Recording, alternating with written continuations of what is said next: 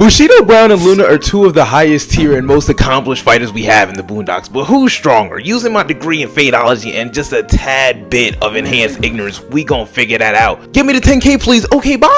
Let's start by analyzing Grandmaster Bushido Brown, the most verified dog in Boondocks history. Rummy introduces us to him and his elite skill set in a flashback that shows him drop off ex-Marines, Texas Rangers, and those of the sort without breaking a sweat. We don't hear him mention effort, so to him, this was a regular day. This was Tuesday at the office. Because they randoms, I get this don't seem all that impressive, but they were sent there to smoke Oprah. You're not sending out scrubs for a task like that. Bushido also cooked Huey in the same episode without so much as breathing heavy. Practically banished him to the Shadow Realm, then ignored him after. By the time season 3 occurs, he obtains the most impressive feat in this video by going 3v1 versus the Hateocracy and almost smiting them. I think if he didn't get caught off guard, he would have cleared them. Esmeralda and Pissed Offerson were shown to easily dog walk my goats Huey and Riley. Now Riley ain't that cold, but Huey ain't no slouch when it comes to throwing hands, especially by season 3. So it's incredibly impressive seeing him get handled like that. All it is has you look at Bushido as some type of mythical figure, but Luna though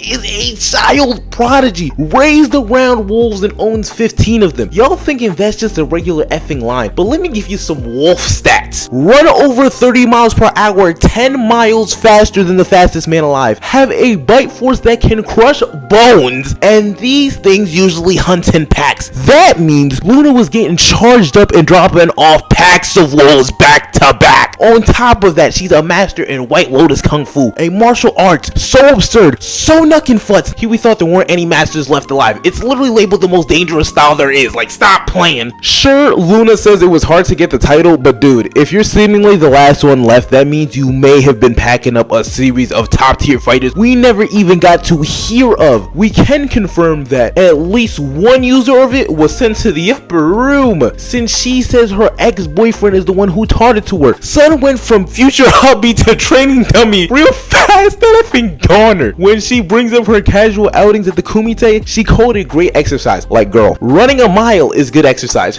Going to the gym is good exercise. Mental gymnastics, good exercise. What you're talking about is animalistic going to land a civilian. No, I'm saying Bushido's also shown to be in the same Kumite, so you know only the cream of the crop pulling up for this. To see how they score against each other more directly, we've got to compare feats they both have. We know they both fought in the Kumite and came out unscathed, untouched, unconquered, unvanquished. We also know they both went one-on-one with Huey and beat him ferociously. There's still more information we can decipher, we can gather from Huey's beating, and that's all dependent on which win was more significant. Bushido lands 3 hits against Huey, missed 2, and is hit 3 times, giving Bushido a 60% on his belt to Carter 6 ratio. This is against a Huey who's upped his stat points with the equipable Venom Blast, and he tanking those attacks with no problem, which is bare minimum a testament to his durability. Now this would be incredibly impressive if we weren't talking about Luna. Luna fries Huey in 20 seconds. We see her land 5 direct hits and take 0 damage, and she's even mad at herself for brutalizing Huey when she thought she was taking it light. That's spooky. On top of that, this is Huey from season 2, who is a significantly better martial artist, and before getting dropped off by Luna, he just came off the back from fighting possessed Stinkmeaner, who's a different type of demon.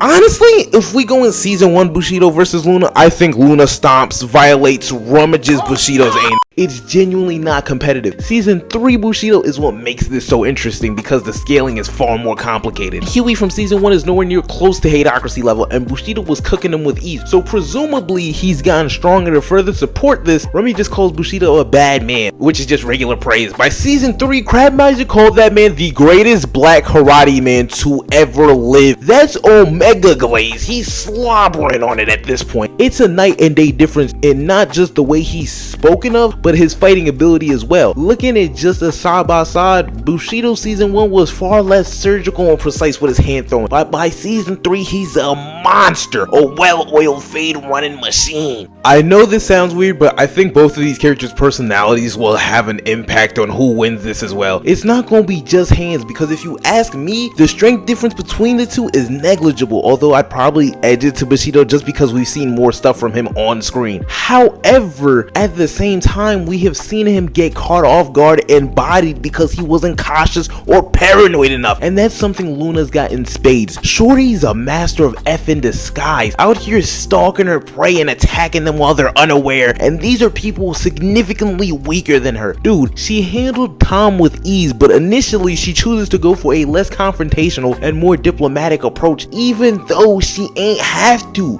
Just incredibly smart girl for real. I honestly think if she had fought the hateocracy, she would have got the dub. She would have got off, since Luna is never not on her P's and Q's. Her battle IQ is just infinitely higher than Bushido's based off of what we've seen. But at the same time though, Luna's a weak-minded individual. Like, bro, you're not even committed to being a dog the way Bushido is. You can literally convince her to die if you talk to her the right way. When you see her at the kumite, you see her looking for confirmation or approval on whether or not to pack up this random man. That's weakness, and I hate that for her. Meanwhile, Bushido was willing to cut and keep your hand just for touching a door, and you just out here feeling remorse. For peasants! Cut that out! All of these factors make it hard for me to call, based off the information I'm presented, enhanced ignorance, and my degree. If this is straight hands, I think Bushido would clip Luna, since he's a far more ruthless individual, coupled with the fact that Luna died in season 2 and Bushido's still alive for an extra season, training, getting stronger, getting gnarlier. To add on to this, they don't be using items or nefarious tactics. One just loves boxing for the bread, the other for the love of the game. So it's hard for me to see a scenario where Luna's able to catch Bushido lacking the way the hateocracy did. If it's any other scenario, like some Hunger Games type of vibe, Luna got it easy. I got Bushido with the dub 6 out of 10 times. Sorry this video isn't incredibly long, but in my defense, these two have a combined total of 3 episodes. What do y'all want from me? More Boondocks power scaling? 300 likes and I'll scale the Boondocks versus other universes, or I'll scale a whole other verses or something like that, whatever y'all want. Thank you for your time, God bless, and I'll catch y'all in the next one.